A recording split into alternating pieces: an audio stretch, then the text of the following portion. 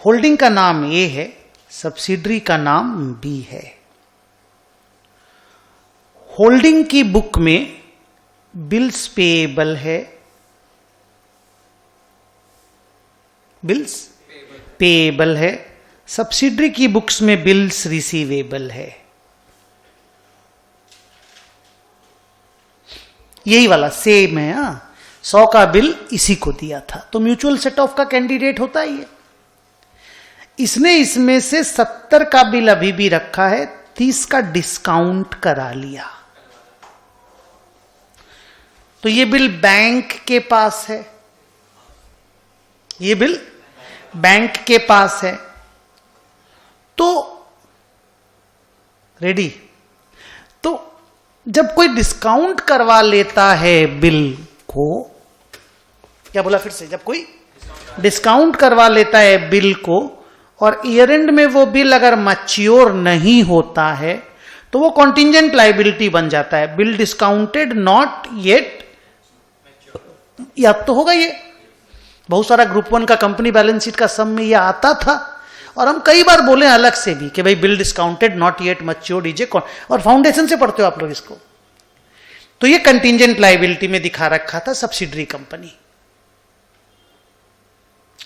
तो subsidiary company contingent liability में दिखा रखा था, ये कोई रॉन्ग नहीं है। कंटिंजेंट लायबिलिटी नोट्स में होता है, आपको मालूम है।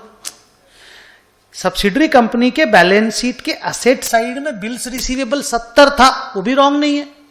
30 उसने डिस्काउंट करा लिया, रुपया ले लिया बैंक से। होल्डिंग कंपनी का बैलेंस शीट में बिल्स पेएबल 100 है, ये भी रॉन्ग नहीं है। सर क्वेश्चन क्या है? क्वेश्चन है कि अब यहां पे जब हम लोग म्यूचुअल सेट ऑफ करेंगे तो आपस का लायबिलिटी तो 70 लाख का ही है, ये कल किए थे हम लोग। तो आपने आपस का लायबिलिटी 70 कैंसिल कर दिया, तो अभी भी कंसोलिडेटेड बैलेंस शीट में बिल्स पेएबल 30 है, और वो रहना भी चाहिए। वो क्यों रहना चाहिए? क्योंकि ये पैसा देना है किसी को।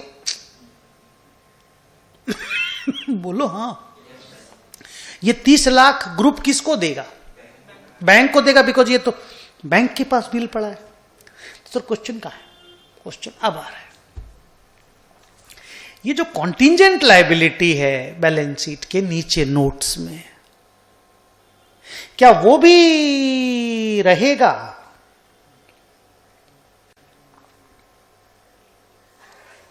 नोट्स में क्वेश्चन समझे? कितना सुंदर क्वेश्चन है। क्वेश्चन समझे कि नहीं? सब्सिडरी की बुक्स में है, वो नोट्स में। सब्सिडरी की बैलेंस शीट के नीचे वो नोट्स में है, bill discounted not yet matured.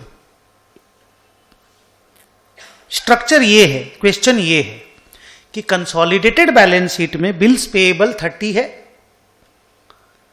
तो क्या कंसोलिडेटेड बैलेंस शीट के नोट्स ऑन अकाउंट्स में bills discounted not yet matured बोल के कॉन्टिंजेंट लायबिलिटी भी 30 का दिखाना पड़ेगा क्या? सर आप ही बता दीजिए, हम लोग तो गेस नहीं कर पा रहे हैं। करो, मेहनत करो।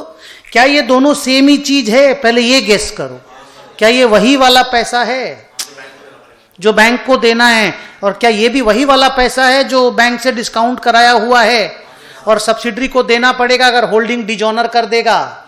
हेल्प करो मैडम, थोड़ा डिटेल में बोलता हूं। तो क्या एक ही लायबिलिटी, रियल लायबिलिटी और कंटिंजेंट लायबिलिटी दोनों में होगा सेम अमाउंट से? समझ पा रहे हो क्या बोल रहा हूं? सेम चीज क्या रियल अंदर भी रहेगा और नोट्स के बाहर भी रहेगा? नोट्स में नहीं रहना चाहिए ना। जब आप रियल में लिख रहे हो उसे, तो कॉन्टिंजेंट में लिखने की जरूरत नहीं है। ग्रुप के लिए तो रियल लायबिलिटी है ना यार, वो तो बिल्स पेएबल है। ग्रुप को तो सच में पे करना पड़ेगा। सब्सिडरी बोलेगा होल्डिंग नहीं पे करेगा ना एसबीआई, हम तुमको दे देंगे। ये बात सब्सिडरी बोलेगा कि अगर होल्डिंग नहीं पे किया तो हम दे देंगे, पर होल्डिंग तो पे करेगा रे बाबा। होल्डिंग का तो बिल्स पेएबल है। और कंसोलिडेटेड बुक्स का अगर बात करते हो तो ग्रुप को तो पे करना है ना बैंक को। तो जब पे करना है तो कंटिंजेंट कैसे हुआ, फिर तो पे ही करना है ना।